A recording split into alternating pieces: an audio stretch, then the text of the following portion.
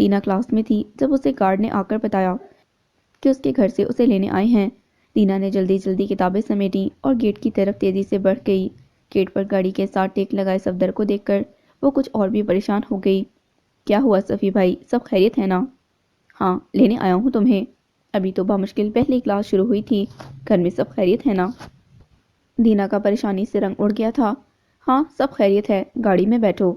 सफदर गाड़ी की तरफ बढ़ा ही था कि दीना की आवाज़ सुनकर रुक गया। लेकिन क्यों, आप क्यों इतनी जल्दी मुझे लेने आए हैं? गाड़ी में बैठो, बताता हूँ। सफदर ने दीना को पिछली सीट की तरफ बढ़ते देखा तो बर्जिस्ता बोला, आगे बैठो, ड्राइवर नहीं हूँ तुम्हारा। अम्मी ने मना किया है मुझे। दीना ने खुदसरी से कहकर पिछला दरवाज़ा खोला ही था कि सफदर ने उसका हाथ अपने हाथ में लिया और दरवाज़ा बंद करके उसे अगली सीट की तरफ ले गया। इस तरह हाथ पकड़े जाने के सरेआम तमाशे पर दीना को ऐसा लगा जैसे वो सड़क पर मौजूद हर शख्स का महवे नज़र बन गई हो। समझते क्या हैं आप खुद को? सफदर के गाड़ी में बैठते ही वो चीखी, मेरे सामने बकवास की तो दूंगा एक उल्टे हाथ की। सफदर ने बिना आवाज़ ऊंची किए इतनी सख्ती से कहा कि दीना उसका उठा हाथ देखकर एकदम पीछे हटी। तुम्हें एक दफ़ा की बात समझ नहीं आती? सफदर ने गुस्से से गाड़ी गियर में डाली ताकि लोगों की नज़र से दूर हो जाए। कहाँ ले जा रहे हैं मुझे? दीना ने रास्ता देखा तो उसे अंदाज़ा हुआ कि ये रास्ता घर को नहीं जाता। अगवा कर रहा हूँ तुम्हें, रोक सकती हो तो रोक कर दिखाओ। सफदर का गुस्सा बिल्कुल बेकाबू हो चुका था। दीना की आंखों से टप टप आंसू गिरने लगे। सफदर ने उसे मजीद सख्त आवाज़ में डांटने के लिए उसकी तरफ निगाहों का रुख किया तो अल्फाज हलक में ही रह गए। अरे यार नहीं, अगवा नहीं कर रहा। सारा का सारा गुस्सा झाग की तरह बैठ गया था। दीना ने उसकी तरफ देखा तो दिल ऐसे भर आया कि वो बिलक उठी। अरे यार, खुदा का खौफ करो, क्यों रो रही हो ऐसे? सफदर ने गाड़ी खाली रोड के किनारे खड़ी कर दी। उसने दीना का हाथ अपने हाथ में थामने के लिए आगे बढ़ाया तो दीना ने बिजली की तरह अपना हाथ पीछे किया। हाथ नहीं लगाएंगे मुझे? दीना रोते रोते बोली। अच्छा, हाथ नहीं लगाऊंगा, रोना तो बंद करो। सफदर ने परेशानी से कहा, मुझे घर जाना है। घर भी ले जाऊंगा, मुझे अभी जाना है और ये घर का रास्ता नहीं है। दीना की भराई हुई आवाज़ सफदर के दिल में उतर गई थी। उसने मुस्कुराकर गाड़ी अपने बागात की तरफ मोड़ी। चंद लम्हों में उसने अपने बागात के सामने गाड़ी रोकी। जब उसने दीना की तरफ का दरवाज़ा खोला तो दीना उतरने को तैयार ना हुई। नहीं अगवा कर रहा तुम्हें, अपनी ही इज्जत पर तो डाका नहीं डालूंगा ना। सफदर ने मुस्कुराते हुए उसकी तरफ हाथ बढ़ाया। लेकिन आप कॉलेज से मुझे यहाँ क्यों लाए हैं? दीना ने घबराए हुए अंदाज में हज़ारों एकड़ पर फैले बाग की तरफ देखा जहाँ कोई भी नज़र नहीं आ रहा था। बाहर तो आओ, बताता हूँ। सफदर के अंदाज की खूबसूरती बता रही थी कि उसके जहन में कुछ खास ख्याल है। अब आओगी या गोद में उठाकर ले जाऊं? सफदर ने उसकी तरफ मोहब्बत भरी निगाहों से देखा। रोना आ रहा है मुझे, रुलाने नहीं लाया हूँ, आ जाओ। सफदर ने उसका हाथ पकड़कर उसे गाड़ी से उतार लिया। साथ साथ चलते वो दरख्तों के बीच गुम हो गए। भाई, या अम्मी को पता चल गया तो क्या सोचेंगे वो मेरे बारे में? दीना भराई हुई आवाज़ में बोली। तुमसे ज़्यादा तो वो मेरे बारे में सोचेंगे ना। तो क्यों कर रहे हैं ऐसे? तुम्हें ताई अम्मी के जूतों से डर लग रहा है या सिकंदर भाई की पिस्तौल से? किसी की नज़रों में इंसान गिर जाए ना तो गोली लगे बगैर ही मर जाता है। ऐसी बातें भी कर लेती हो? सफदर हैरत से मुस्कराया। सफ़ी भाई, इससे पहले कि दीना मजीद कुछ कहती, सफदर ने उसके होठों पर उंगली रखकर उसे खामोश करवा दिया। दीना घबराकर पीछे हटी तो उसकी कमर दरख्त के तने से जा लगी। सफदर ने उसके और अपने बीच का फासला तय किया और गंभीर आवाज़ में बोला, भाई नहीं कहो। दीना, जो कि उसकी आंखों में देख रही थी, उसने अपनी आंखें धीरे से नीचे कर लीं। मोहब्बत करता हूँ तुमसे। सफदर ने नरमी से उसका चेहरा अपने हाथ में लिया तो दीना का बेकाबू दिल इतनी तेज़ी से धड़कने लगा कि उसे अपने कानों में सिर्फ अपने दिल की धड़कने की आवाज़ आ रही थी। जब से इस दिल ने धड़कना शुरू किया है तुम्हारे लिए ही धड़कता है। वो दीना की तरफ झुका तो दीना का खून रगों में लावा बनकर गर्दिश करने लगा।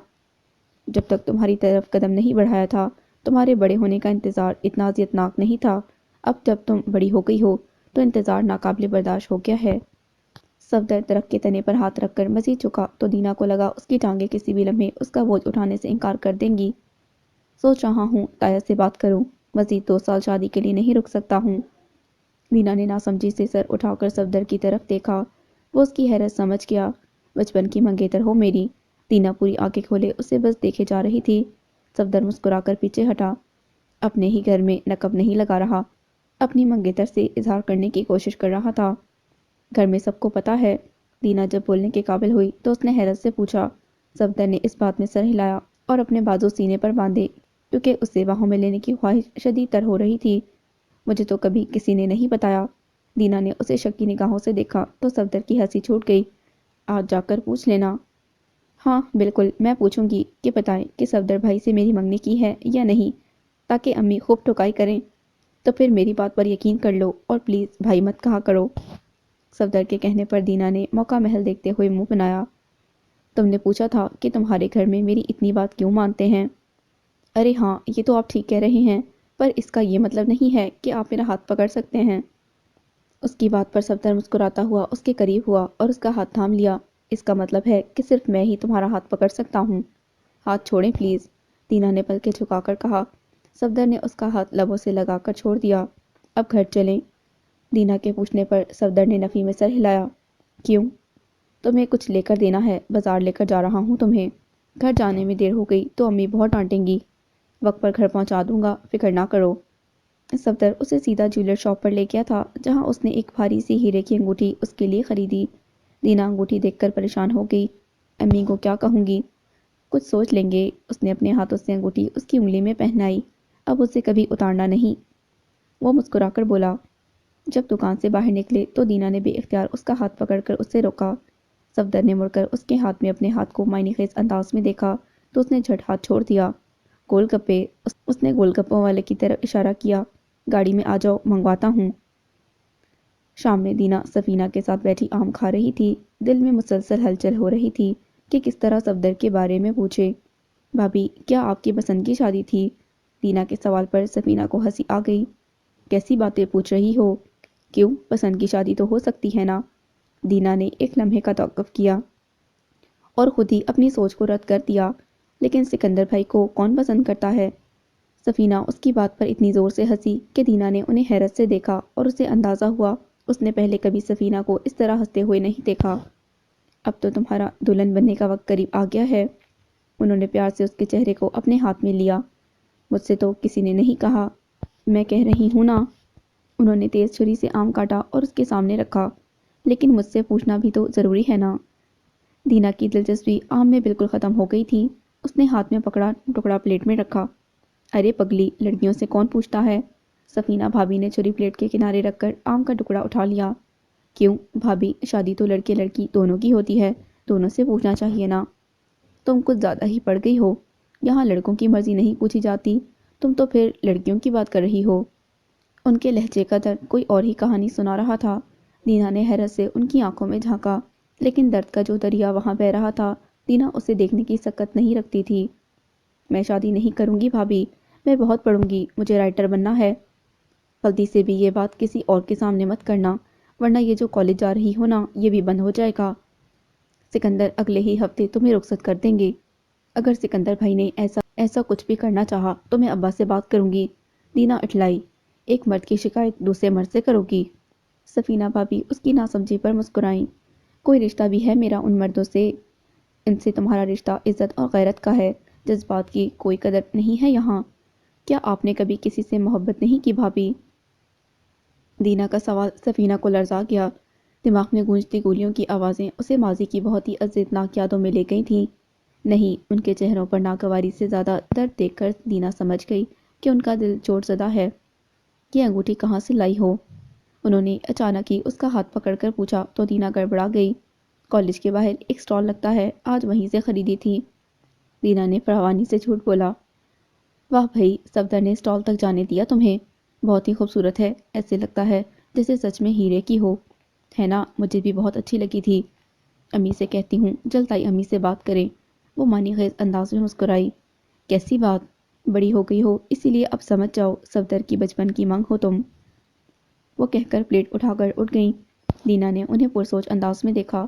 ان کے وجود کا انگ انگ ان کے درد کی گواہی دے رہا تھا۔ کچھ درد کتنے خاموش ہوتے ہیں اور آنکھوں سے کس طرح اوجھل رہتے ہیں، لیکن جب دکھ جائیں تو پھر اندیکھے نہیں کیے جا سکتے۔ دینا اپنے کمرے میں بیٹھی تھی، کتاب ہاتھ میں تھی، مگر دماغ کہیں اور ہی الجھا ہوا تھا۔ فون کی گھنٹی پر وہ چونک گئی۔ اس نے فون کان سے لگا کر سلام کیا۔ چند لمحے بات کرنے کے بعد صفدر نے پوچھا، انگوٹھی کے بارے میں کسی نے تم سے کچھ پوچھا؟ ہاں، بھابی نے پوچھا تھا، میں نے کہہ دیا کالج کے باہر ایک سٹال سے خریدی ہے۔ واہ، جھوٹ تو کمال کا بولتی ہو۔ آپ کی وجہ سے بولا ہے، ورنہ مجھے عادت نہیں ہے۔ اچھی بات ہے، مجھے بھی پسند نہیں ہے کہ کوئی مجھ سے جھوٹ بولے۔ بالکل ٹھیک، اگر آپ سے جھوٹ بولا جائے تو پسند نہیں ہے، اور اگر آپ کے لیے بولا جائے تو واہ، دینا نے تیز آواز میں کہا۔ منگیتر ہوں تمہارا، تمہیں گفٹ دینا چاہتا تھا، کچھ غلط تو نہیں کیا نا؟ غلط نہیں کیا تو ڈنکے کی چوٹ پر کرتے۔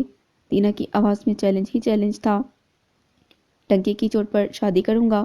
چیلنج کرتی ہو تو کل ہی امی کو بھیج دیتا ہوں۔ شادی نہیں کرنی مجھے۔ دینا کی آواز خود بخود ہی دھیمی ہو گئی۔ کیا مطلب؟ صفدر بستر سے اٹھ کھڑا ہوا۔ یہ بات سننے کی تو اسے امید بھی نہیں تھی۔ میں شادی نہیں کرنا چاہتی، میں پڑھنا چاہتی ہوں۔ شادی کے بعد سب عورتیں اداس رہتی ہیں، اور مجھے اداس رہنا بالکل پسند نہیں ہے۔ صفدر گہرا سانس خارج کر کے واپس بستر پر لیٹ گیا اور مسکراتی آواز میں بولا، کسے اداس دیکھ لیا تم نے؟ بھابھی کو۔ مجھے ان جیسا نہیں بننا۔ ہر انسان اپنا ہی بویا کاٹتا ہے، میں تمہیں اداس نہیں ہونے دوں گا۔ میں تم سے بہت محبت کرتا ہوں، تم ہو ہی اتنی پاکیزہ کہ تم سے محبت خود بخود ہی ہو گئی ہے۔ آپ مجھے آگے پڑھنے دیں گے کیا؟ دینا کا دل اس کی آواز سے بسیج گیا تھا۔ آگے پڑھ کر کون سا تم نے نوکری کرنی ہے، اور پڑھنے تو دے رہا ہوں، بی اے کافی نہیں ہے کیا؟ نہیں، دینا نے معصومیت سے سر نفی میں ہلایا۔ مجھے پی ایچ ڈی کرنی ہے، وہ بھی امریکہ سے۔ صفدر اس کی معصومیت پر ہنسا۔ امریکہ چلی جاؤ گی تو ہمارا کیا بنے گا؟ ہم کون؟ ہمیں اور ہمارے بچے۔ صفدر کی بات پر دینا اتنا شرمائی کہ اس کا چہرہ کانوں تک لال ہو گیا۔ الفاظ نے حلق سے نکلنے سے صاف انکار کر دیا۔ بتاؤ، کچھ دیر جواب نہ پا کر صفدر نے پوچھا۔ مجھے امی بلا رہی ہیں، یہ کہہ کر دینا نے فون رکھ دیا۔ صفدر فون کو دیکھ کر مسکرا کر رہ گیا۔ اس نے سوچا کہ اگر دینا اور بچوں کا تصور اتنا خوبصورت ہے تو حقیقت کتنی خوبصورت ہوگی۔ سنو، میں اپنے لیے لیمن چکن آرڈر کر رہا ہوں، تمہارے لیے کیا منگواؤں؟ دینا دھلے کپڑے اتار رہی تھی جب اسے اپنے پیچھے اسامہ کی آواز سنائی دی۔ کچھ بھی آرڈر مت کرو، میں تمہیں لیمن چکن گھر پر بنا دیتی ہوں۔ بالکل بھی نہیں، تم صبح سے کام کر رہی ہو، میں کھانا باہر سے منگواتا ہوں، پھر بیٹھ کر میرا ڈرامہ دیکھتے ہیں۔ آج پہلی قسط چل رہی ہے، تم بتاؤ تمہیں کیا کھانا ہے؟ تم جو اپنے لیے منگوا رہے ہو میرے لیے بھی منگوا لو۔ یہ کیا بات ہوئی بھئی، تم میری پسند کا کیوں کھاؤ گی؟ اسامہ نے جیب سے فون نکالا۔ دینا سارے خوش کپڑے ٹوکری میں ڈال کر ٹوکری اٹھا کر اندر کی طرف چل دی۔ میری پسند ہونے یا نہ ہونے سے کیا فرق پڑتا ہے، کچھ بھی منگوا لو۔ دینا نے ٹوکری لاؤنج میں رکھی۔ اسامہ اس کے پیچھے اندر آ گیا۔ دینا ٹوکری سے کپڑے نکال کر طے کرنے لگی۔ عجیب ہی ہو تم، ہر ایک کی اپنی پسند ہوتی ہے، اور ہر ایک کی پسند کی اہمیت بھی ہوتی ہے، اور تمہاری پسند کی اہمیت میری پسند سے کم تو نہیں۔ دینا ہاتھ میں پکڑے کپڑے بھول کر اسامہ کو غیر یقینی کے سے انداز میں دیکھنے لگی۔ اس کے چہرے پر پھیلی اس قدر حیرت کو دیکھ کر اسامہ کچھ کنفیوز سا ہو گیا۔ کیا ہو گیا یار؟ میں نے کبھی کسی مرد کو یہ کہتے نہیں سنا نا، تو بہت حیرت ہو رہی ہے مجھے۔ تمہاری شکل سنجیدگی موڈ میں کچھ اور بھی خوفناک لگنے لگتی ہے۔ اب بتا بھی دو کیا کھاؤ گی؟ میرا ارادہ بدل گیا نا تو خود ہی پکانا پڑے گا۔ اسامہ بے صبری سے بولا۔ بیف چلی، دینا نے کہہ کر اپنی توجہ کپڑوں کی طرف مبذول کر لی۔ آرڈر کر کے اسامہ نے اپنے لیپ ٹاپ پر ڈرامہ چلایا۔ دینا کپڑے تہہ کر کے اس کے برابر آ بیٹھی اور دھلی ہوئی جرابوں کا ایک ڈھیر اس نے اسامہ کی گود میں رکھ دیا۔ اسامہ نے بنا کچھ کہے جرابوں کے جوڑے بنانے شروع کر دیے۔ وقتاً فوقتاً دینا اپنی گھنی پلکیں چبک چبک کر اسامہ کو دیکھ رہی تھی۔ دل ایک انوکھی سی لے پر دھڑک رہا تھا۔ یہ احساس اسے پہلے کبھی محسوس نہیں ہوا تھا۔ دل کے دھڑکنے میں ایک انوکھی سی گرمی کے ساتھ جو عزت کا جذبہ تھا، یہ ایک بالکل ہی اجنبی احساس تھا۔ دینا جو احساسات کو قلم بند کر کے لوگوں کی روح کو چھو جاتی تھی، خود اپنے احساسات سمجھ نہیں پا رہی تھی۔ ایک عرصہ بیت گیا تھا، اس نے خواب دیکھنا چھوڑ دیے تھے۔ رائٹر بننے کا خواب حقیقت بن چکا تھا۔ اس کے بعد دل ایسے خالی تھا جیسے کسی فقیر کا کشکول خالی ہو، اور فقیر کشکول سے بے نیاز کسی انسنی دھن پر محو رقص ہو۔ ڈرامے میں کیا ہو رہا تھا اسے کچھ علم نہیں تھا، وہ تو اپنے دل میں ہونے والی ہلچل میں ہی الجھی ہوئی تھی۔ گھنٹی کی آواز پر دینا ایک دم چونکی۔ اسامہ نے ڈرامہ روک کر اپنا والیٹ لیا اور دروازے کی طرف بڑھ گیا۔ دینا کھانا پلیٹ میں ڈالنے کے لیے اٹھی ہی تھی کہ اسامہ اسے بیٹھنے کا کہہ کر کچن کی طرف بڑھ گیا۔ 2 پلیٹوں میں کھانا ڈال کر جب واپس آیا تو دینا اس کی ایک ایک حرکت میں مزید الجھتی جا رہی تھی۔ یہ کام تو عورتوں کا نہیں ہوتا، یہ کام تو عورتوں کا نہیں ہوتا، دینا نے اپنی طرف بڑھی ہوئی پلیٹ کو تھام کر کہا۔ ایسی عورتیں تو خدا جانے کس خوش نصیب کے حصے میں آتی ہیں، فی الحال میرے حصے میں تو تم جیسی پھوڑ عورت آ گئی ہے۔ وہ ٹھنڈی آہ بھر کر اس کے برابر آ بیٹھا۔ بےہودہ آدمی، دینا نے اسے ایک چپت رسید کی۔ وہ ہنستے ہوئے ڈرامہ چلا کر کھانا کھانے لگا۔ اپنا ٹرائی کراؤ۔ کچھ لمحوں بعد اسامہ نے اس کی پلیٹ سے نوالا لیا تو دینا سے ایسے دیکھنے لگی جیسے پہلے کبھی اسے دیکھا نہ ہو۔ اب بتاؤ کیسا لگا ڈرامہ؟ ڈرامہ ختم ہوتے ہی اسامہ دینا کی طرف مڑا۔ ہاں اچھا تھا۔ دینا گڑبڑا گئی۔ وہ تو اپنی سوچ میں ایسے الجھی ہوئی تھی کہ ڈرامہ دیکھ نہ پائی ہو۔ بس؟ اسامہ حیران ہوا۔ دینا تو ڈرامے پر اتنا تبصرہ کرتی تھی کہ اسے چپ کرانا مشکل ہو جاتا تھا۔ ہاں سمجھ گیا۔ کچھ لمحوں کی خاموشی کے بعد اسامہ بولا، تمہیں مجھے دیکھنے سے فرصت ہی کہاں ملی، تم ڈرامے پر غور کر پاتی۔ دینا چوری پکڑے جانے پر گھبرا گئی۔ ایسی کوئی بات نہیں ہے۔ اس نے لہجے میں سختی لانی چاہی مگر گھبراہٹ کے مارے الفاظ ہی بمشکل لبوں کی سرحد پار کر پائے تھے۔ جھوٹی، میں اتنا حسین اور جمیل ہوں کہ لڑکیاں مجھے دیکھتے ہی مر مٹ جاتی ہیں۔ کونے والے جمیل کے جیسے تو تم یقیناً لگتے ہو، حسین کا مجھے پتہ نہیں۔ اسامہ نے بھینگے جمیل کے بارے میں سوچ کر منہ بنایا۔ دینا اپنی پلیٹ لے کر اٹھ گئی۔ وہ بھی اس کے پیچھے پیچھے کچن میں چلا گیا۔ کچھ بھی کہہ لو تم، وہ پلیٹ رکھ کر اس کے سامنے آ کھڑا ہوا۔ دیکھ تو رہی تھی نا مجھے؟ وہ مسکرایا۔ کہیں مجھ سے محبت تو نہیں ہونے لگی ہے؟ اس نے مکمل سنجیدگی سے کہا تو دینا نے رخ موڑ لیا۔ کچھ زیادہ ہی خوش فہمی نہیں ہے تمہیں اپنے بارے میں؟ اس نے دھونے کے لیے پلیٹ اٹھا لی۔ ہو بھی سکتی ہے، وہ دینا کے قریب آ کر بولا، مگر یہ جو تمہاری آئینے سی شفاف جیسی آنکھیں ہیں نا، یہ مجھ پر سب کچھ عیاں کر دیتی ہیں۔ اس نے دینا کے کندھوں پر ہاتھ رکھ کر اس کے کان کے قریب گہری آواز میں سرگوشی کی اور دینا کے کانپتے ہاتھوں کو دلچسپی سے دیکھا۔ ایک خوبصورت سی مسکراہٹ ہونٹوں پر سجائے وہاں سے چلا گیا۔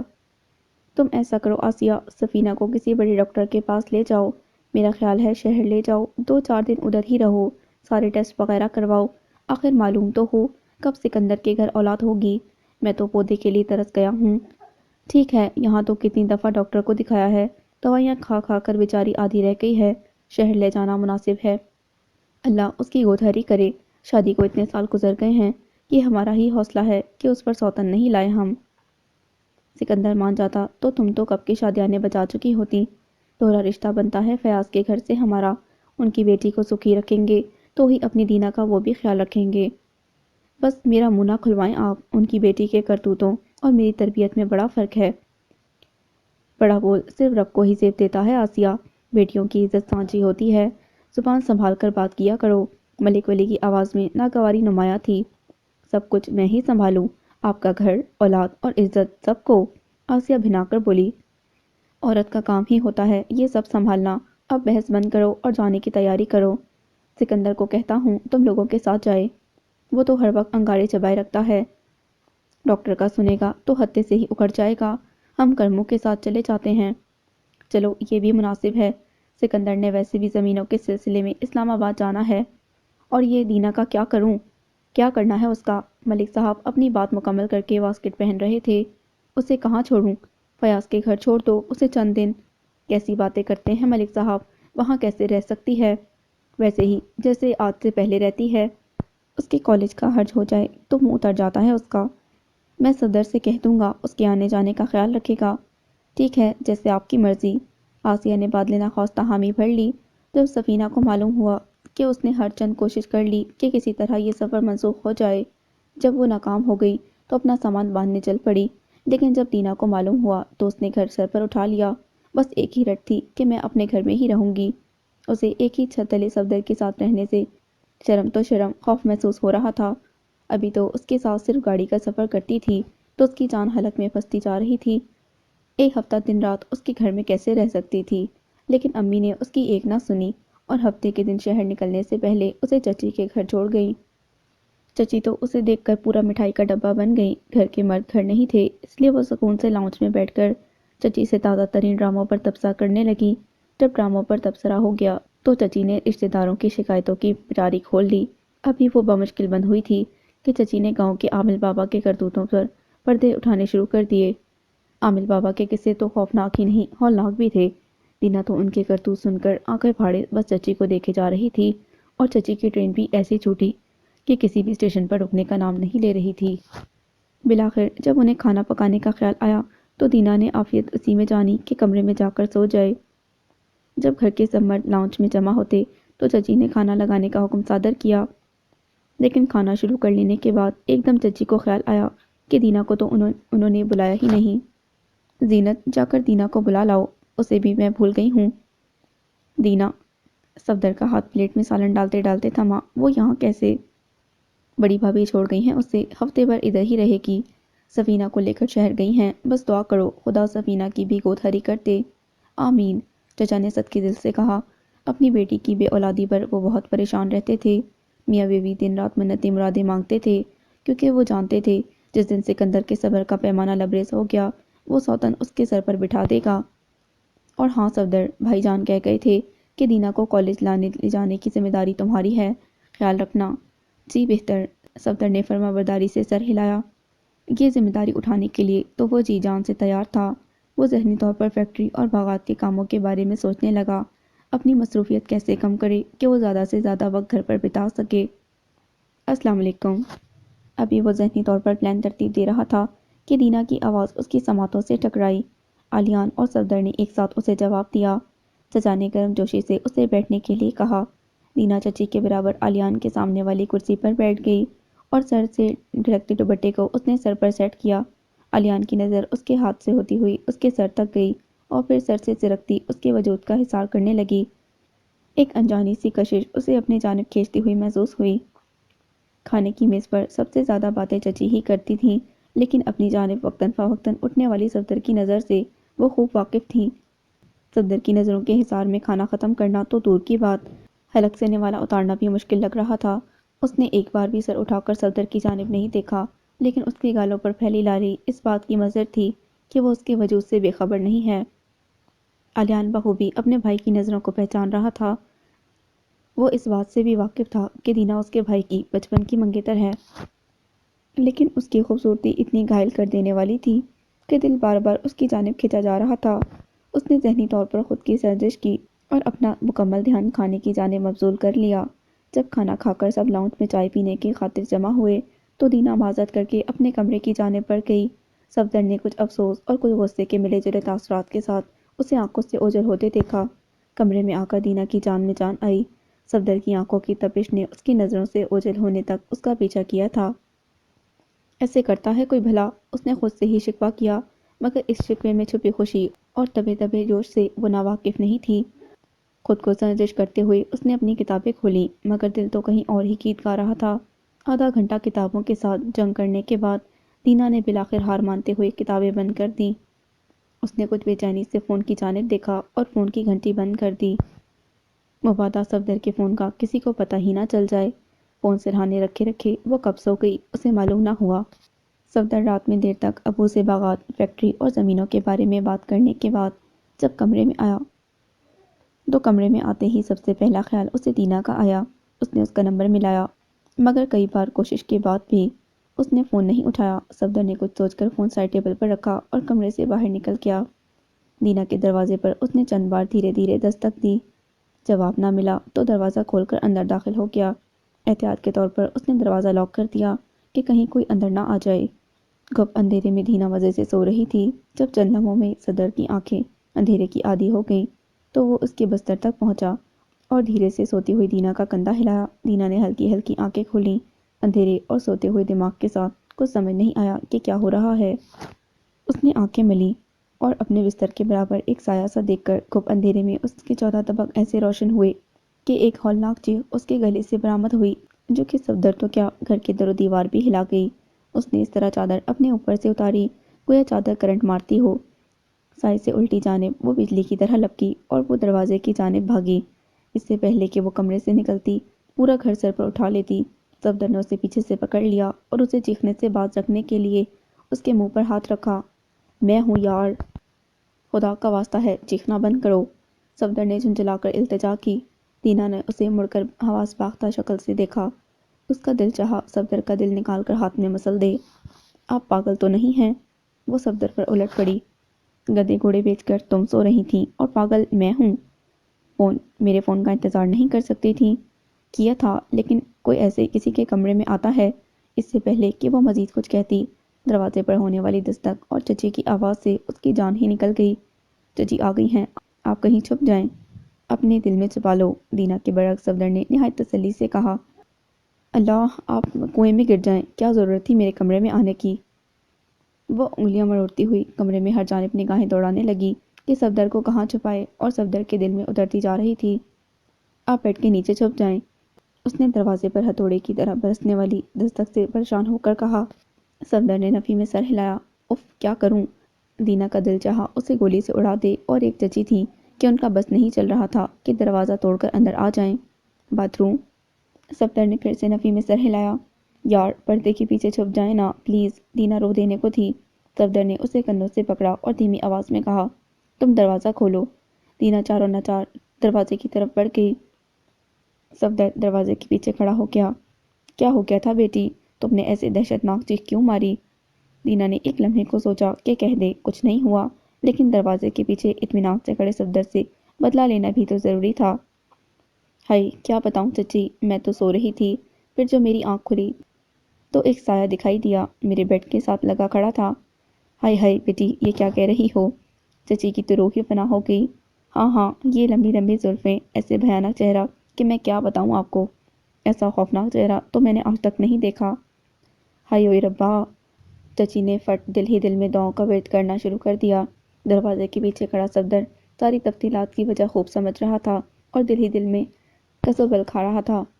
مجھے تو لگتا ہے یہ وہ عامل بابا تھا جس کا آپ بتا رہی تھیں، اسی کے کرتوت اتنے کالے ہیں، شریف انسان تو بالکل نہیں لگ رہا تھا، مجھے تو کوئی شیطان کا چیلا لگ رہا تھا۔ ہائے ہائے، اسی لیے میری امی سمجھاتی تھیں کہ ایسے منحوس کرتوتوں والوں کا ذکر گھر میں نہیں کرتے، یہ بلائیں تو گھر کی راہ لے لیتی ہیں تو چھوڑتی ہی نہیں۔ چچی نے غم سے ہاتھ ملے۔ گھر میں تو کوئی ختم رکھتے ہیں چچی، ایسی بد بلائیں کہاں جان چھوڑتی ہیں؟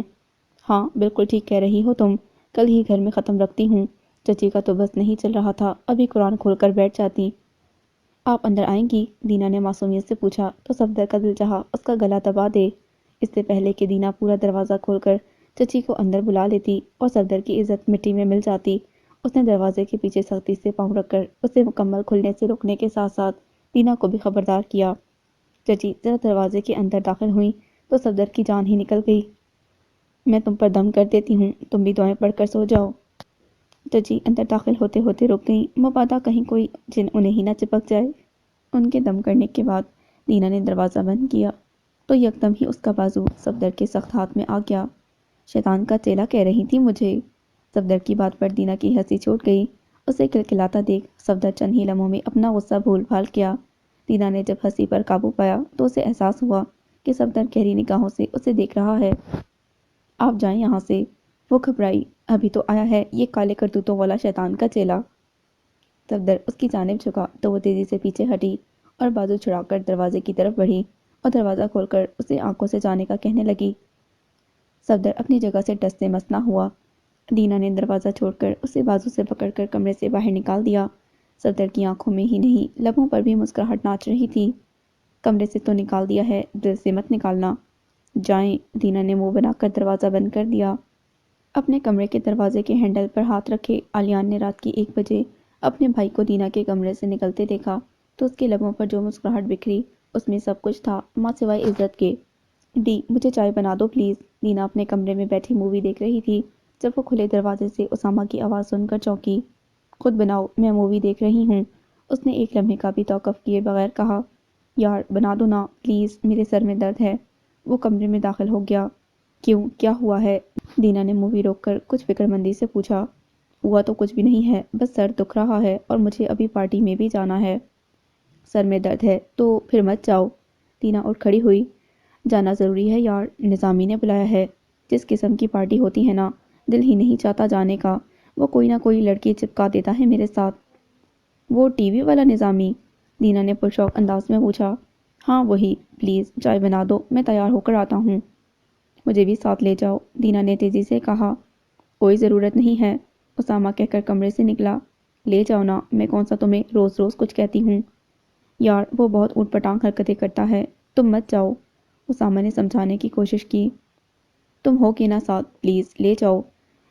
دینا نے معصومیت کی بھرپور ایکٹنگ کرتے ہوئے التجا کی۔ چلو کچھ اچھا سا پہننا۔ نہ چاہتے ہوئے بھی وہ یہ کہہ کر اپنے کمرے میں تیار ہونے چلا گیا۔ اسامہ کب سے لاؤنج میں بیٹھا دینا کا انتظار کر رہا تھا۔ وہ 2 دفعہ اس کے کمرے کے دروازے پر دستک دے چکا تھا مگر دینا کی طرف سے بس آئی ہی آیا تھا، وہ خود نہیں آئی۔ ڈی یار ابھی آ جاؤ، وہ گھڑی دیکھ کر جھنجھلایا۔ بالآخر مزید 10 منٹ گزر جانے کے بعد اس کے کمرے کا دروازہ کھلا تو اسے کوئی سخت سی بات کہنے کے لیے اسامہ آگے بڑھا، لیکن اسے دیکھ کر وہ اپنی جگہ ساکت رہ گیا۔ کالے رنگ کا ٹراؤزر، اونچی پینسل ہیل اور اپنی آنکھوں سے ملتی گہرے سبز رنگ کی چست شرٹ اور سفید رنگ کا کوٹ پہنے، آنکھوں پر اسموکی میک اپ کیے، وہ کسی اور ہی دنیا کی مخلوق لگ رہی تھی۔ وہ خوبصورت تھی، لیکن وہ اس قدر دلربا بھی ہو سکتی تھی۔ یہ جان کر اسامہ کا ساتھ الفاظ نے ایسا چھوڑا گویا وہ گونگا ہو کیا ہو۔ بالآخر جب بہت سے لمحے بیت جانے کے بعد اسامہ کچھ بولنے کے قابل ہوا تو اپنے لبوں پر ہاتھ رکھ کر صرف اتنا ہی کہہ پایا، مائی گاڈ یو آر بیوٹیفل۔ الفاظ تو عام سے تھے، مگر کہنے کا انداز ایسا تھا کہ دینا نے نروس ہو کر اپنی پلکیں جھکا لیں۔ جب اسامہ اسے گہری نظروں سے دیکھتا رہا تو ماحول کو بدلنے کی خاطر دینا پلکیں جھپک کر بولی، فلرٹ کر رہے ہو؟ میں تو عشق کی گہرائیوں میں ڈوب کر دیوانگی کی منزلیں طے کر چکا ہوں، تم فلرٹ کی بات کر رہی ہو؟ اسامہ ہنستے ہوئے بولا تو اس کے انداز پر دینا بھی ہنس پڑی۔ اسامہ نے خود کو سنبھالنے میں زیادہ دیر نہیں لگائی تھی، لیکن راستہ بھر اپنی بے قابو ہوتی نظر کو قابو کرنا اس کے لیے ایک امتحان ثابت ہو رہا تھا۔ سنو، دینا جب گاڑی سے اترنے لگی تو اسامہ نے اسے مخاطب کیا، نظامی کی اوٹ پٹانگ قسم کی گیمز پر تھوڑے صبر کا مظاہرہ کرنا۔ وہ پورے راستے اسے نظامی اور پارٹی کے بارے میں بتاتا آیا تھا۔ نکلتے نکلتے اسے لگا ایک مزید یاد دہانی ضروری ہے۔ دینا سر ہلا کر گاڑی سے اتر گئی۔ اسامہ نے اپنی جیکٹ پیچھے سیٹ سے نکالی اور چابی ویلے پارکنگ کے لیے پکڑا دی۔ پارٹی نظامی کے گھر پر تھی اور اس کا گھر کسی محل سے کم نہیں تھا۔ اسامہ نے کوٹ پہننے کے بعد دینا کی طرف لاشعوری طور پر ہاتھ بڑھایا۔ دینا نے اپنا ہاتھ اس کے ہاتھ میں دیا تو اس کے ہاتھ کی گرمی سے نروس ہوتی دینا کو سہارا سا ملا۔ ریسیپشن پر کھڑی نظامی نے دینا کو سر سے پاؤں تک گھورا اور پھر اسامہ کے ہاتھ میں اس کے ہاتھ کو ناگواری سے دیکھا۔ پہلی ہی نظر میں وہ اس کے دل کو بھا گئی تھی۔ پارٹی میں ہر کوئی اپنی ہی دوڑ میں لگا ہوا تھا۔ دینا بہت غور سے لوگوں کو جانچ رہی تھی۔ ہر شخص ہی دوسرے سے کچھ نکلوانا چاہ رہا تھا۔ وہ ہاتھ میں کولڈ ڈرنک لیے کھڑی تھی جب اس کے قریب ایک انتہائی خوبصورت لڑکی آ کر رکی۔ دینا رائٹ؟ اس کے حسن میں اس کی آواز اضافہ کر رہی تھی۔ جی آپ؟ دینا نے مسکرا کر پوچھا۔ میرا نام ماہنور ہے، تم مجھے نور کہہ سکتی ہو۔ نور ہی لگتی ہیں آپ، اتنی خوبصورتی تو میں نے کبھی نہیں دیکھی۔ ماہنور اپنی تعریف پر نزاکت سے مسکرائی۔ خود کو جس آئینے میں غور سے دیکھا تو دوبارہ ایسا نہیں کہو گی۔ ماہنور کی ہر ادا میں دلکشی تھی۔ تمہیں اوزی نے میرے بارے میں بتایا؟ ابھی تک تو کچھ نہیں۔ اس جیسا بونگا آدمی اہم باتیں بتانا تو بھول ہی جاتا ہے۔ بونگا؟ ماہنور نے ناسمجھی سے دینا کی طرف دیکھا تو وہ کھلکھلا کر ہنس پڑی۔ تمہاری ہنسی سے لگ رہا ہے تم اس کے بارے میں کچھ اچھا تو نہیں کہہ رہی ہو، مگر جو بھی کہہ رہی ہو وہ ٹھیک ہی ہوگا۔ اسامہ نے دور سے ان دونوں کو ہنستے دیکھا تو ان کی طرف بڑھ گیا۔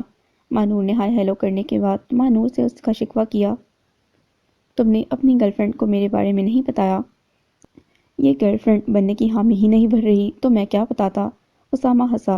اوہ سوری، ماہنور نے دینا کی طرف دیکھا۔ حامی اس لیے نہیں بھر رہی ہوں کہ میرے برابر کھڑے ہوئے یہ ہور کے پہلو میں لنگور محسوس نہ ہو۔ دینا نے مسکراتے ہوئے چوٹ لگائی۔ ماہنور کہکا لگا کر ہنس پڑی۔ تم فنی ہو، مجھے اچھی لگی ہو، کبھی مجھ سے ملنے آنا، میں تم سے دوستی کرنا چاہتی ہوں۔ تم کیا آتے ہوئے جلتو جلالتو آئی بلا کو ڈالتو پڑھ کر نہیں آئی تھی؟ نور کے یہ متھے لگی بلا کو دوستی کی دعوت دے رہی ہو؟ اوزی؟ نور نے اسے آنکھیں دکھائیں اور دینا نے نہایت خوبصورتی سے اسے اپنی ہیل کی چوٹ سے چاند تاروں کی سیر کرا دی۔ اسامہ نے اپنی ٹانگ ملتے ہوئے دینا کو خونخوار نظروں سے گھورا۔ نور کچھ حیرت زدہ سی ان دونوں کو دیکھنے کے بعد مسکراتی ہوئی ان سے اجازت مانگنے لگی۔ بدتمیز! اسامہ ابھی بھی در سے کرا رہا تھا۔ دینا کے لبوں کی مسکراہٹ اور بھی گہری ہو گئی۔ ابھی تو اسامہ اسے کچھ کہنے کے موڈ میں تھا جب اسے مائک پر دینا کا نام سنائی دیا۔ نظامی اسے گیم کھیلنے کے لیے بلا رہا تھا۔ دینا یکدم ہی تمام نظروں کا مرکز بن گئی اور پریشانی سے اسامہ کی طرف دیکھنے لگی۔ اس کا بازو پکڑا ایسے کہ اس کے قریب ہوئی گویا کوئی اسے اغوا کرنے والا ہو۔ وہ نظامی کی نظروں سے اس کی شرافت کی کہانی پڑھ چکی تھی۔ ابھی وہ کسی صورت اس کے ساتھ کچھ بھی نہیں کھیلنا چاہتی تھی۔ مجھے نہیں جانا، اس نے ماتھا اسامہ کے سینے میں لگاتے ہوئے خود کو لوگوں کی نظروں سے چھپانے کی کوشش کی۔ میں تمہارے ساتھ چلتا ہوں۔ اسامہ نے اس کی آنکھوں میں آنکھیں ڈال کر اسے اپنے ساتھ کی یقین دہانی کروائی اور اس کا ہاتھ تھام کر نظامی کی طرف بڑھ گیا۔ نظامی نے ایک بار پھر ان کے ملے ہوئے ہاتھوں کو ذومعنی انداز میں دیکھا۔ اس نے اپنی بیکار سی گیم کے دوران دینا کی طرف اپنی پیٹھ کر کے اپنا بازو پیچھے کر کے اسے اپنے ہاتھ پکڑانے کو کہا۔ دینا نے گھبرا کر اسامہ کی طرف دیکھا تو اس نے آنکھ کے اشارے سے اسے جگہ بدلنے کو کہا اور نظامی کا ہاتھ اس نے اپنے ہاتھ میں پکڑ لیا۔ نظامی جب اس خوش فہمی میں گھوما کہ اس کا ہاتھ دینا نے پکڑا ہوا ہے تو اس کی جگہ اسامہ کا ہاتھ اپنے ہاتھ میں دیکھ کر اس کا بس نہیں چلا۔ اسامہ کا ہاتھ ایسے جھٹکے کہ بعد اسے ہی نکل جائے، مگر اس نے ہنستے ہوئے گیم مکمل کی۔ اسامہ نظامی کی غلیظ نظریں دینا پر مزید برداشت نہیں کر سکتا تھا، اس لیے اس نے دینا کو چلنے کا کہا۔ وہ پہلے ہی دینا کو اس پارٹی میں لا کر پچھتا رہا تھا۔ وہ دونوں ابھی چند قدم ہی آگے بڑھے تھے کہ انتہائی غیر متوقع طور پر نظامی نے آ کر دینا کا ہاتھ پکڑ کر ان دونوں کو مزید کچھ دیر رکنے کا کہا۔ کچھ دیر اور رک جاتے، ابھی تو شام جوان ہے۔ اس نے دینا کو کھلم کھلا پیغام دیتی نظروں سے دیکھا۔ رک جاتے۔ اسامہ نے انتہائی نرمی سے دینا کے کندھے کے گرد بازو پھیلائے، اسے نظامی سے دور اپنے بائیں جانب کر لیا۔ لیکن بہت دیر ہو گئی ہے اور دینا کا آرام بہت اہم ہے میرے لیے۔ خدا حافظ۔ اسامہ نے دینا کے کندھوں کے گرد پھیلا بازو نظامی کی نظر سے اوجھل ہو جانے کے بعد ہی ہٹایا۔ باہر نکل کر انہیں گاڑی آنے تک انتظار کرنا پڑا۔ اس دوران اسامہ مکمل خاموش رہا۔ دینا نے بھی کچھ نہیں کہا۔ گاڑی آ جانے پر اسامہ نے دینا کے لیے دروازہ کھولا اور اس کے بیٹھ جانے کے بعد دروازہ بند کر کے اپنی نشست پر آ بیٹھا۔ Bloody bastard! اسامہ کے اسٹیئرنگ وہیل پر زور سے ہاتھ مار کر چیختے دینا اس کے غصے سے بالکل ہی ناواقف تھی۔ اس کے اس قدر اچانک چیخنے پر وہ ڈر کر پیچھے ہٹی۔ اسامہ کے غصے کا اندازہ اڑتی ہوئی گاڑی کی سپیڈ سے لگایا جا سکتا تھا۔ گاڑی آہستہ چلاؤ پلیز، دینا نے دھیمے سے انداز میں کہا تو اسامہ نے ریس پر سے پاؤں ہٹا لیا۔ دل چاہ رہا ہے اس کا منہ توڑ دوں۔ کیوں نہیں توڑا پھر؟ دینا نے کچھ سنبھل کر پوچھا۔ وہ جاننا چاہتی تھی کہ آخر تحمل کے اس مظاہرے کی وجہ کیا تھی۔ اگر اس کا منہ توڑتا تو انگلیاں تم پر بھی اٹھتیں، اور میں ایسی حرکت کیسے کر سکتا ہوں کہ تم پر انگلیاں اٹھیں؟ دینا نے اس کی بات سن کر غیر یقینی سے انداز میں اس کی طرف دیکھا۔ I'm sorry، مجھے تمہیں لے کر نہیں جانا چاہیے تھا۔ نظامی گھٹیا تو ہے مگر اس حد تک گر جائے گا اس بات کا اندازہ نہیں تھا مجھے۔ ساری غلطی میری ہے۔ I'm sorry۔ اسامہ کی باتیں سن کر وہ دینا کو کسی اور ہی دنیا کا مرد لگ رہا تھا۔ کوئی الزام نہیں، کوئی شک نہیں۔ اس نے تو نہ دینا کو مورد الزام ٹھہرایا، نہ اس کی چال ڈھال کو، نہ اس کے لباس کو، نہ اس کی بات کے انداز کو، اور نہ اس بات کا تانا دیا کہ اس کے خبردار کرنے کے باوجود دینا زبردستی اس کے ساتھ آئی تھی۔ بس سیدھا سیدھا کہہ دیا کہ غلطی ہی اس کی ہے، ساری ذمہ داری اپنے سر لے لی اور اسے بری ذمہ کر دیا۔ دینا آنکھیں پھاڑے اسے دیکھے جا رہی تھی اور بس یہی سوچے جا رہی تھی، کیا مرد ایسے بھی ہوتے ہیں؟ تمہاری عزت اہم نہ ہوتی تو دانت توڑ دیتا اس خبیث کے۔ اسامہ نے گاڑی ایک آئس کریم پارلر کے سامنے روکی۔ میری عزت؟ دینا نے ایسے پوچھا جیسے وہ ان الفاظ سے مکمل طور پر ناآشنا ہو۔ ہاں۔ اسامہ نے کچھ حیرت سے اس کی اڑی ہوئی رنگت دیکھی۔ اگر میں تمہاری عزت ہوتی تب بھی تمہارے رویے میں فرق نہیں آتا۔ میری عزت بن کر کیا تمہاری اپنی کوئی عزت نہیں ہوتی؟ تو میری عزت سے منسلک ہو کر خود اپنی عزت کہیں چھوڑ کر آتی کیا؟ عورت تو مرد کی عزت ہوتی ہے، عورت کی اپنی کوئی عزت نہیں ہوتی کیا؟ اور وہ مرد ہی کیا جو عورت کو عزت تو سمجھتا ہے مگر اس کی عزت نہیں کرتا، بس اسے اپنی عزت بنا کر اپنی ہی عزت کی حفاظت کرتا رہتا ہے۔ لیکن اگر کوئی عورت پر انگلی اٹھائے تو مرد کی عزت ہی خراب ہوتی ہے نا؟ غلط۔ اسامہ اس کی طرف مڑا۔ عورت پر انگلی اٹھائی جائے تو عورت ہی کی عزت پر حرف آتا ہے، مرد کی صرف غیرت زخم کھاتی ہے۔ مرد کی غیرت تو بہت اہم ہوتی ہے، عورت کی عزت سے زیادہ۔ اسامہ کے سوال سے دینا کے دل و دماغ میں ایک بھونچال سا آ گیا تھا۔ وہ ہمیشہ خود کو کسی نہ کسی کی عزت سے منسلک کرتے ہوئے یہ پہچان ہی نہ پائی کہ اس کی اپنی بھی ایک عزت ہے اور اس کی عزت بھی اتنی ہی اہم ہے۔ یہ باتیں تمہیں تمہارے بابا نے سکھائی ہیں؟ ممی نے۔ میرے بابا کچھ سال پہلے گزر گئے تھے، میں نے ہمیشہ انہیں ممی کی عزت کرتے دیکھا ہے۔ مرد کو انسان بننا اور عزت کرنا سکھایا جاتا ہے، اسے خود بخود یہ سب نہیں آ جاتا۔ میری ممی نے ہمیں سکھایا اور بابا نے کر کے دکھایا۔ بہت خوش قسمت ہو تم۔ ہاں وہ تو میں ہوں۔ اسامہ مسکرایا۔ اب بتاؤ آئس کریم کون سی کھاؤ گی؟ Ice cream? دینا کو اندازہ ہی نہیں ہوا تھا کہ اس نے گاڑی آئس کریم پارلر کے باہر روکی ہے۔ اتنے برے موڈ میں تو گھر نہیں جا سکتا۔ اسامہ ویٹر کی توجہ کے لیے ہارن بجا رہا تھا جب دینا کی آواز پر اس کی طرف مڑا۔ تھینک یو، میں بہت ڈر گئی تھی۔ تم جیسی چڑیل بھی ڈرتی ہے کسی سے؟ اللہ کی شان ہے بھئی، بدتمیز۔ دینا نے اسے بازو پر تھپڑ رسید کیا تو وہ ہنسنے لگا۔ بارش انتہائی گرج برس کر ہو رہی تھی۔ دینا کا کالج تقریباً خالی ہو چکا تھا۔ مگر صفدر کا کہیں نام و نشان نہیں تھا۔ دینا نے پریشانی سے کالج سے نکلنے والی آخری لڑکیوں کے گروپ کو دیکھا اور پھر فکر مندی سے گھڑی کی جانب دیکھا۔ اگر اسے گھر کے کسی بندے کا نمبر یاد ہوتا تو وہ آفس سے فون کر کے پوچھ لیتی۔ فون کالج میں لانے کی اجازت نہیں تھی، اسی لیے پریشانی کے عالم میں ٹکٹکی باندھے گیٹ کو دیکھے جا رہی تھی۔ چھٹی ہوئے پورے 2.5 گھنٹے ہو گئے تھے اور بارش ایسے ہو رہی تھی کہ بس آج ہی ساری کی ساری برس جائے گی۔ کالے کالے بادلوں سے جب اندھیرا چھا گیا تو دینا کے خوف میں کچھ اور بھی اضافہ ہو گیا۔ اس نے مزید 10 منٹ انتظار کرنے کے بعد پیدل ہی گھر جانے کی ٹھانی اور بیگ لے کر کالج کے گیٹ پر نکل پڑی۔ فیکٹری کے ایک حصے میں آگ لگ جانے کے باعث صفدر کو فیکٹری سے نکلنے میں بہت دیر ہو چکی تھی۔ یہ گرجتی بارش تو اللہ کی طرف سے رحمت بن کر نازل ہوئی تھی، اس کی وجہ سے بڑے نقصان سے بچت ہو گئی تھی۔ صفدر نے گاڑی بھگاتے ہوئے فکر مندی سے گھڑی کی طرف دیکھا۔ وہ پورے 3 گھنٹے لیٹ تھا۔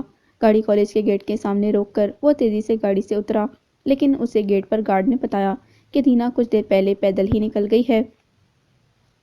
اس برستی بارش میں سڑک پر بھیگتی لوگوں کی نگاہوں میں آتی دینا کے تصور سے ہی صفدر کا دماغ گھوم گیا تھا۔ وہ سڑک پر نگاہ دوڑاتے ہوئے گاڑی چلا رہا تھا جب اسے دور تیز بارش میں تیز تیز چلتی دینا دکھائی دی۔ اس کے ساتھ ہی صفدر کی نگاہ اس کے پیچھے چلتے ہوئے لڑکے پر پڑی تو اس کا دماغ کھول گیا۔ اس نے گاڑی تیزی سے آگے بڑھائی۔ اسی لمحے اس لڑکے نے سامنے آ کر دینا کا راستہ روکا۔ صفدر نے گاڑی اس تیزی سے ان کی طرف موڑی کہ اگر وہ لڑکا چھلانگ لگا کر ایک طرف نہ ہو جاتا تو یقیناً اس کی گاڑی کے نیچے آ جاتا۔ دینا بوکھلا کر زمین پر گر گئی۔ صفدر تیزی سے گاڑی سے اترا اور اس نے آؤ دیکھا نہ تاؤ اس لڑکے کی پٹائی شروع کر دی۔ اس نے مزاحمت کرنے کی کوشش تو کی مگر صفدر کے سامنے وہ سر تک نہیں اٹھا سکا۔ بازار میں لوگ جمع ہو گئے اور گالیاں دیتے اور مارتے ہوئے صفدر کو انہوں نے بامشکل قابو کیا۔ صفدر خود کو لوگوں سے چھڑوا کر دینا کی طرف مڑا تو وہ بے اختیار 2 قدم پیچھے ہٹی۔ گاڑی میں بیٹھو۔ صفدر دینا پر اسی طرح چیخا جس طرح وہ اس لڑکے پر چیخ رہا تھا۔ دینا تیزی سے گاڑی کا پچھلا دروازہ کھول کر اندر بیٹھ گئی۔ کون تھا وہ؟ صفدر گاڑی میں بیٹھتے ہی دھاڑا۔ دینا جس کی جان پہلے ہی حلق میں اٹکی ہوئی تھی اس کی آواز کی شدت سے لرز کر رہ گئی۔ میں نہیں جانتی۔ جب منع کیا تھا کہ کالج سے مت نکلنا تو کیوں نکلی تھی؟ صفدر نے ایک دم سے گاڑی روکی اور پوری طرح سے پیچھے کو مڑا۔ دینا کے ڈر کے مارے بے ساختہ چیخ نکل گئی۔ صفدر کی آنکھوں میں جو خون اترا ہوا تھا اسے دیکھ کر وہ بے اختیار کانپنے اور رونے لگی۔ آئی ایم سوری، ٹوٹے الفاظ اس کے منہ سے نکلے۔ کوئی بھی غلطی نہ ہونے کے باوجود اس نے معافی اس لیے مانگی کیونکہ ڈر سے اس کی جان نکل رہی تھی۔ بند تمہارا کالج، بے حیائی کے لیے تمہارا کالج میں داخلہ کروایا تھا کیا؟ میں نے کچھ نہیں کیا، آئی ایم سوری، وہ روتے روتے بولی۔ کالج سے نکل کر سر عام لڑکوں کو لبھاتے ہوئے میری عزت نیلام کر رہی ہو اور کہہ رہی ہو کہ تم نے کچھ نہیں کیا۔ دل چاہ رہا ہے گولی مار دوں تمہیں۔ صفدر کی آواز بلند سے بلند تر ہوتی جا رہی تھی اور غصہ تھا کہ بالکل ہی بے قابو ہو چکا تھا۔ دینا سر جھکائے بس روئے چلی جا رہی تھی۔ گھر پہنچ کر بھی صفدر کا غصہ کم نہ ہوا۔ گاڑی میں بیٹھی روتی کانپتی دینا کو اس نے ہاتھ سے اتنی زور سے پکڑ کر کھینچا کہ اس کی کانچ کی چوڑیاں ٹوٹ کر اس کا گوشت چیر گئیں۔ خون ٹپ ٹپ اس کے بازو سے گرنے لگا لیکن صفدر نے پرواہ نہ کی۔ وہ اسے کھینچتا ہوا اندر لے گیا اور یہ سارا ہنگامہ پریشانی سے دیکھتی ہوئی چچی کی طرف دھکیل دیا۔ کیا ہو گیا بیٹا؟ انہوں نے کانپتی دینا کو اپنے بازوؤں میں سمیٹا اور صفدر سے پوچھا۔ پوچھیں اس سے کیوں نکلی کالج سے؟ صفدر دھاڑا تو دینا چچی کے بازوؤں میں کچھ اور بھی سمٹ گئی۔ اتنی دیر ہو گئی ہے بیٹا، پریشان ہو گئی ہوگی۔ کالج سے نکل آئی تو ایسی کیا قیامت آ گئی؟ جب میں نے منع کیا تھا تو پھر کیوں؟ صفدر کا غصہ کسی صورت کم نہیں ہو رہا تھا۔ دینا چچی کے سینے میں منہ چبائے بس روئے جا رہی تھی۔ حالت دیکھو اس کی کیسے کانپ رہی ہے، بیٹھ جاؤ چپ کر کے۔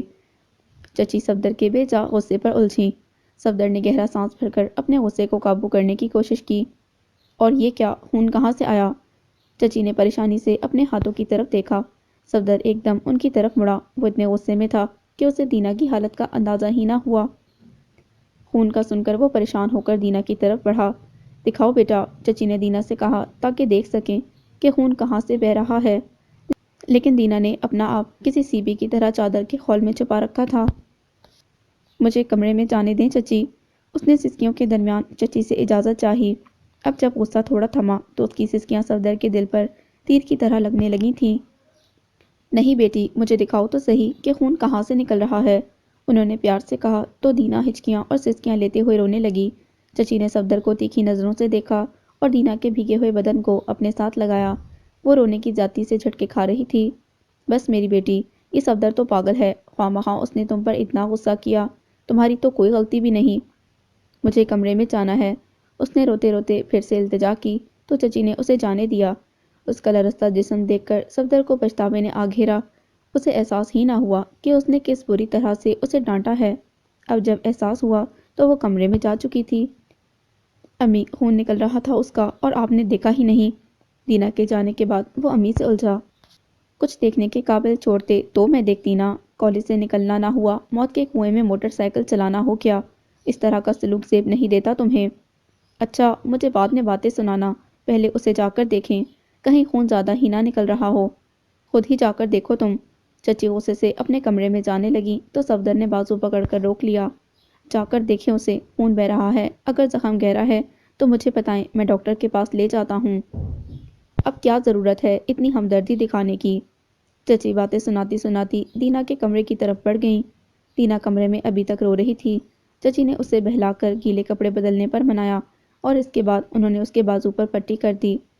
دینا کو بلائیں، کالج کے لیے دیر ہو رہی ہے۔ صفدر نے ناشتے کی ٹیبل پر امی سے کہا۔ بخار میں تپ رہی ہے، نہیں جائے گی وہ کالج۔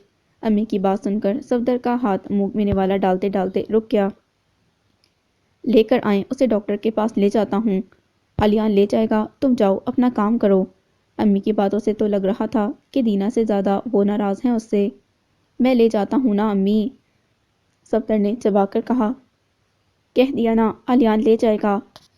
امی کا غصہ تو آسمان سے باتیں کر رہا تھا۔ ٹھیک ہے پھر، میں اس کی طبیعت پوچھ کے آتا ہوں۔ صفدر ناشتہ چھوڑ کر اٹھا۔ خبردار، تمہارے تو نام پر ہی کانپ رہی ہے، تم جاؤ اپنی فیکٹری، اسے میں خود ہی دیکھ لوں گی۔ ٹھیک ہے، صفدر غصے میں ناشتہ چھوڑ کر گھر سے نکل گیا۔ گاڑی چلاتے ہوئے اسے دینا کا کانپتا وجود یاد آیا تو دل بے چین سا ہو گیا۔ پھر خود کو تسلی دیتے ہوئے اس نے خود سے کہا، ایسا بھی آخر کیا کہہ دیا تھا میں نے؟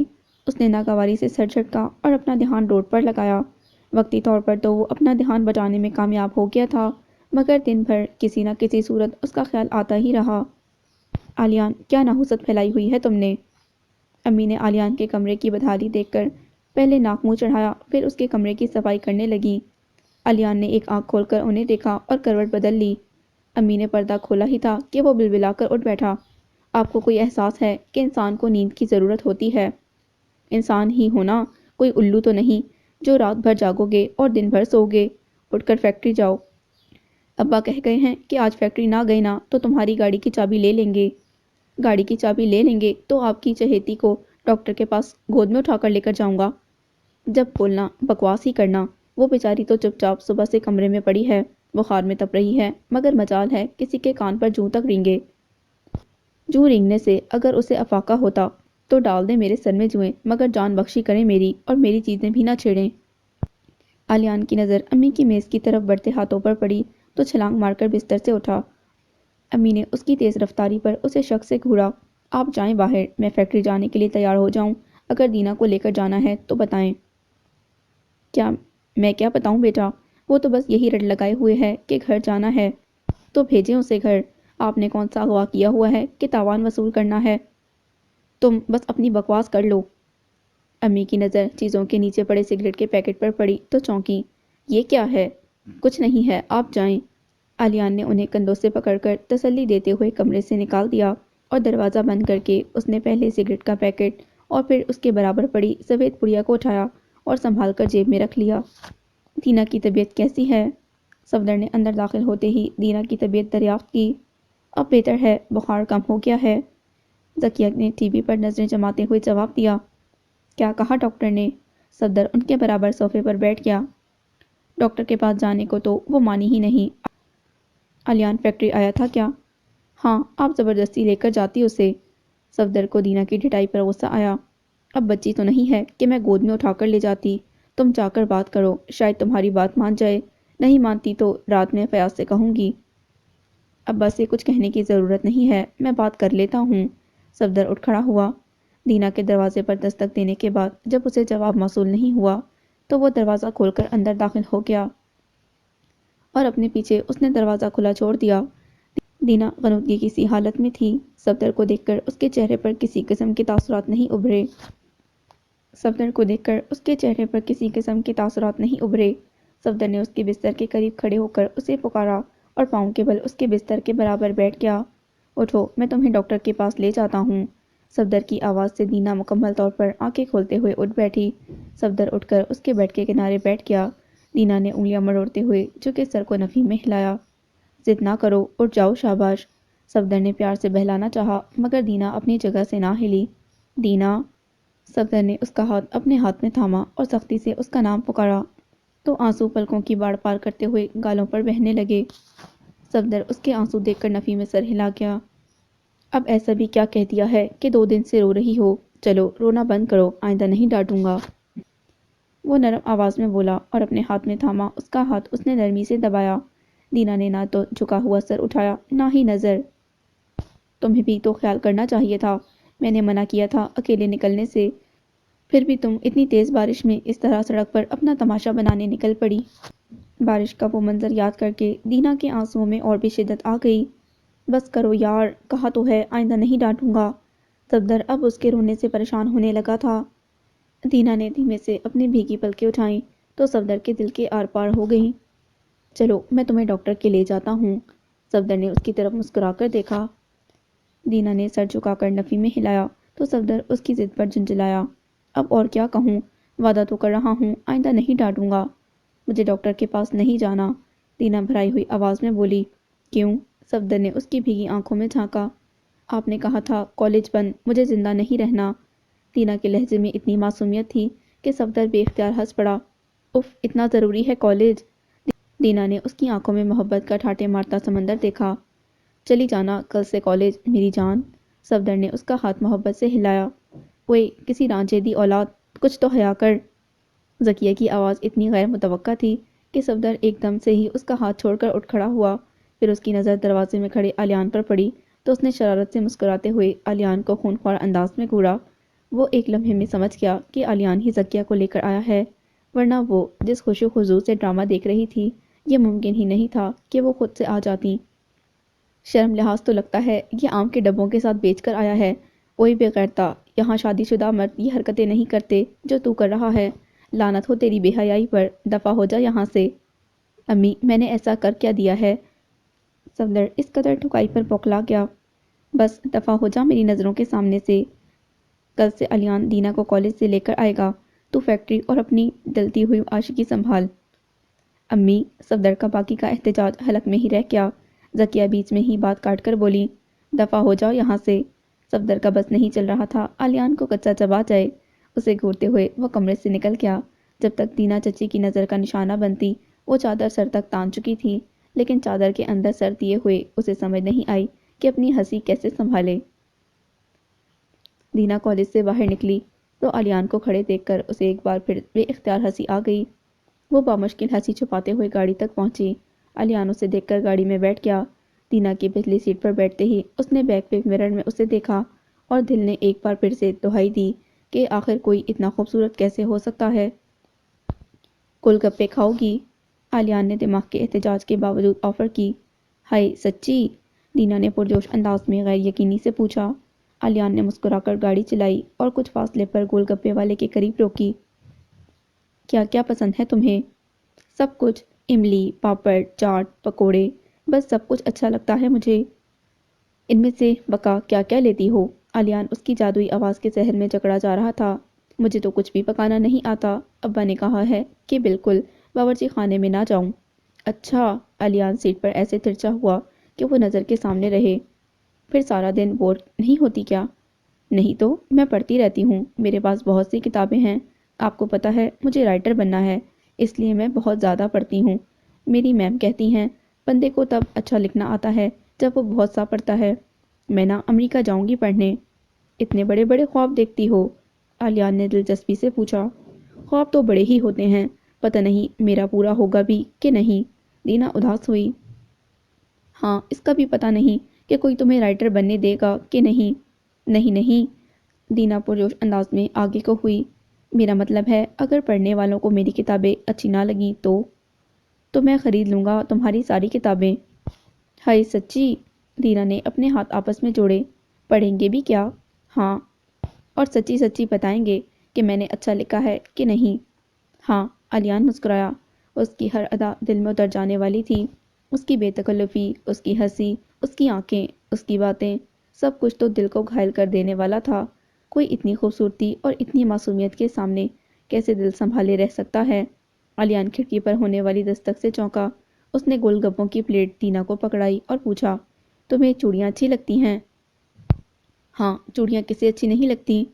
کل لے کر دوں گا۔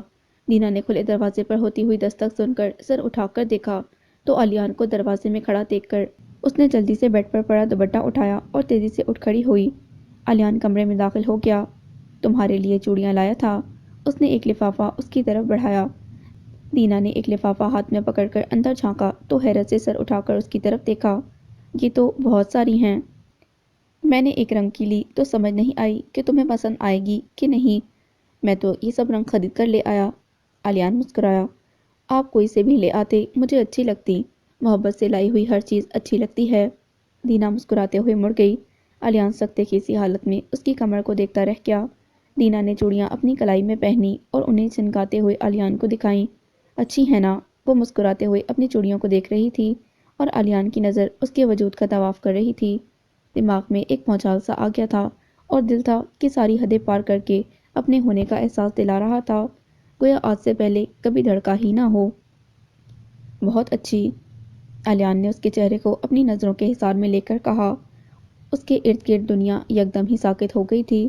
دینا کے علاوہ نہ تو کوئی دکھائی دے رہا تھا نہ سنائی۔ وہ اچانک ہی دنیا میں سب سے اہم ہو گئی تھی۔ ناشتے کی میز پر دینا کی چمکتی چوڑیاں دیکھ کر ذکیہ نے شکی سے انداز میں پوچھا کہ چوڑیاں کہاں سے آئی ہیں؟ رات علیان بھائی لے کر آئے تھے، دینا نے نوالا توڑتے ہوئے کہا۔ چائے کا گھونٹ لیتے ہوئے علیان کو اچھو لگ گیا۔ ذکیہ نے تو جو علیان کو گھورا سو گھورا، صفدر کے چہرے سے ہوائیاں ہی اڑ گئیں۔ ہاں، کل دینا کہہ رہی تھی کہ اس کی چوڑیاں ٹوٹ گئی ہیں۔ میں رات کو اتفاقاً بازار میں تھا، چوڑیاں دیکھیں تو لیتا آیا۔ علیان نے صفدر سے نظریں چراتے ہوئے وضاحت کی۔ اور پتہ ہے چچی، اتنی ساری ہیں کہ ہر روز بھی نہیں پہنوں تو ہفتہ بھر ختم نہ ہوں۔ دینا خوشی سے بولی۔ کھانے کی میز پر عجیب سی خاموشی چھا گئی۔ چلو تمہیں کالج چھوڑ دوں۔ علیان سب کی نظروں سے گھبرا کر اٹھا۔ ابھی دینا کنفیوز سی اٹھی ہی تھی کہ صفدر کی آواز پر پھر بیٹھ گئی۔ میں خود چھوڑ دوں گا۔ ذکیہ شاید اعتراض اٹھاتی اگر انہوں نے صفدر کی کن پٹی کی پھولی ہوئی رگیں نہ دیکھ لی ہوتیں۔ فیاض نے ناگواری سے نوالا اپنے منہ میں ڈالا اور علیان کو وہاں سے جانے کو کہا۔ دینا کو ماحول میں غیر معمولی سی کشیدگی محسوس ہوئی، لیکن عقل مندی کا مظاہرہ کرتے ہوئے اس نے اپنا پورا دھیان ناشتے پر لگا دیا۔ علیان تمہارے لیے چوڑیاں کیوں لایا تھا؟ گاڑی حویلی سے باہر نکالتے ہی صفدر نے پوچھا۔ جس تحمل کا وہ مظاہرہ کر رہا تھا وہ تحمل محسوس کرنے سے قاصر تھا۔ مجھے کیا پتا؟ دینا نے گاڑی سے باہر دیکھتے ہوئے کندھے اچکائے۔ اسے تم نے بتایا تھا کہ تمہاری چوڑیاں ٹوٹی ہیں؟ ہاں، وہ پوچھ رہے تھے کہ بازو پر کیا ہوا ہے۔ میں نے بتا دیا کہ چوڑیاں ٹوٹ کر لگی ہیں۔ مجھے چوڑیاں بہت اچھی لگتی ہیں، آپ نے تو لا کر بھی نہیں دی۔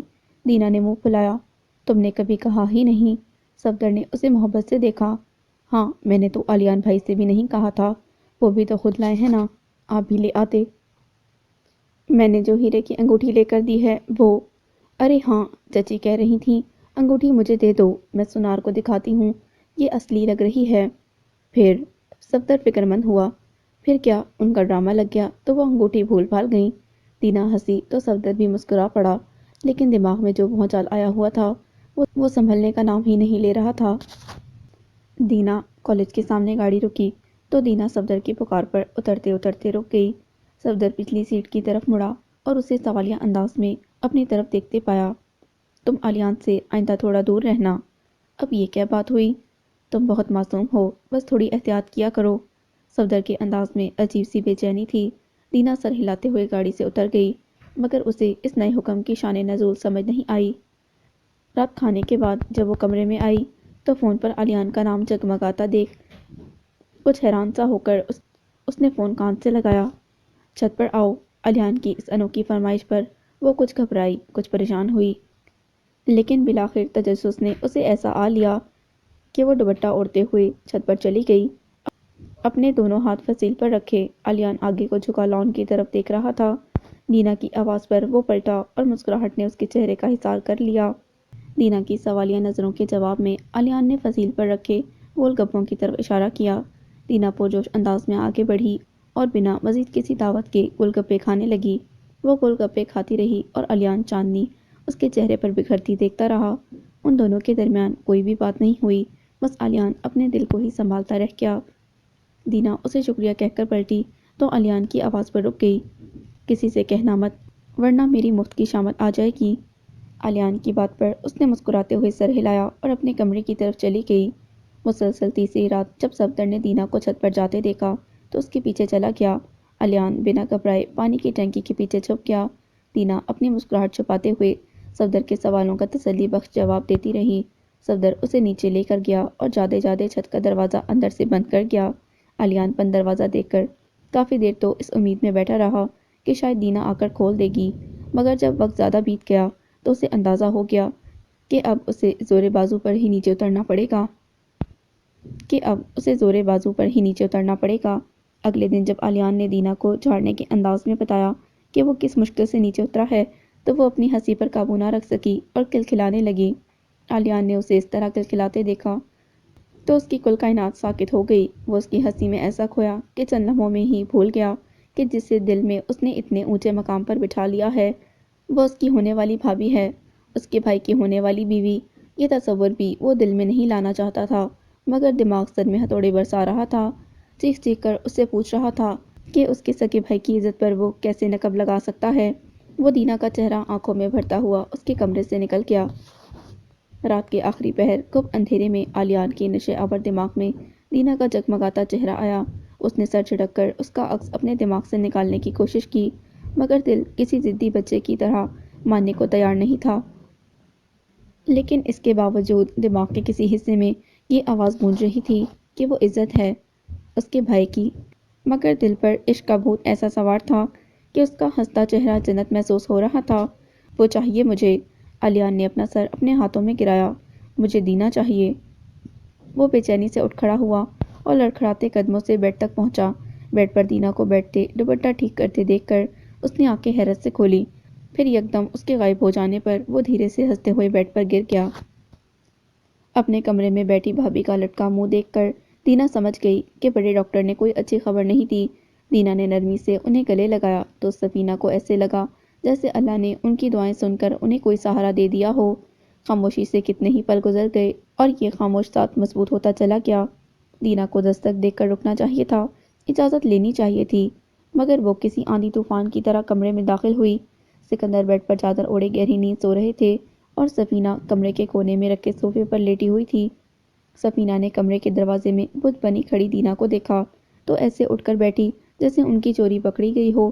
دینا الٹے قدموں پیچھے ہٹی اور دھیرے سے دروازہ بند کر کے اس نے سینے میں رکی ہوئی سانس خارج کی اور اپنے کمرے کی طرف بڑھ گئی۔ اس کے جانے کے بعد سفینہ نے اپنی دکھتی ہوئی آنکھیں ملیں اور اٹھ کھڑی ہوئی۔ ہمیشہ کی طرح چادر طے کر کے صوفے کی حالت درست کی، تکیہ سوتے ہوئے سکندر کے برابر بستر پر رکھا، صبر کی چادر میں خود کو لپیٹتی ہوئی کمرے سے باہر نکل گئی۔ اس شام جب دینا نے انہیں گلے سے لگایا تو ان کے آنسو خود بخود آنکھوں کی سرحد پار کرتے ہوئے اس کا کندھا بھگوتے رہے۔ نہ انہوں نے کچھ کہا، نہ دینا نے کچھ پوچھا۔ اس شام دینا کو پہلی دفعہ یہ احساس ہوا خاموشی خود اپنے اندر کتنے الفاظ سموئے ہوئے ہوتی ہے۔ بنا کچھ کہے درد ایسے رشتے میں باندھ دیتا ہے جہاں الفاظ کی کوئی دقت نہیں رہتی۔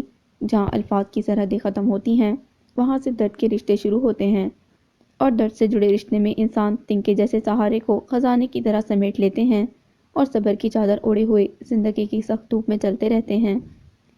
اور اگر یہ صیباں ان سے چھن جائے تو خالی آنکھوں اور خالی ہاتھوں کے ساتھ دل میں انگڑائیاں لیتے درد کو سہتے سہتے ٹوٹ جاتے ہیں، کرچی کرچی بکھرتے ہیں، اور پھر کوئی بھی انہیں سمیٹ نہیں سکتا۔ ان کا درد اپنے دل کی گہرائیوں میں محسوس کرتے ہوئے دینا نے تہیہ کیا کہ وہ سفینہ کو بکھرنے نہیں دے گی۔